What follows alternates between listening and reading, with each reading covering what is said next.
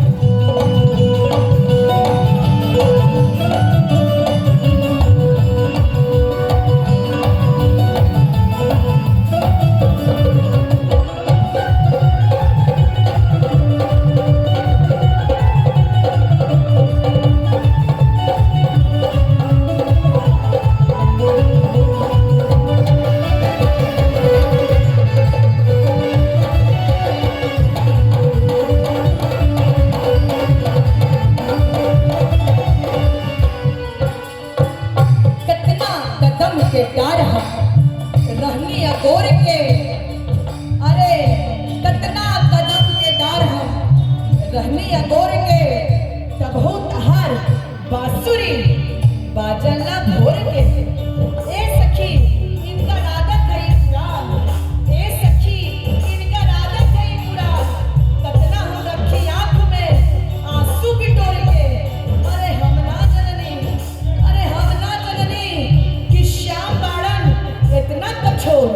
अरे हम ना जननी कि श्याम बाड़न इतना कठोर थके दे रखा तुम्हें भैया मोड़ के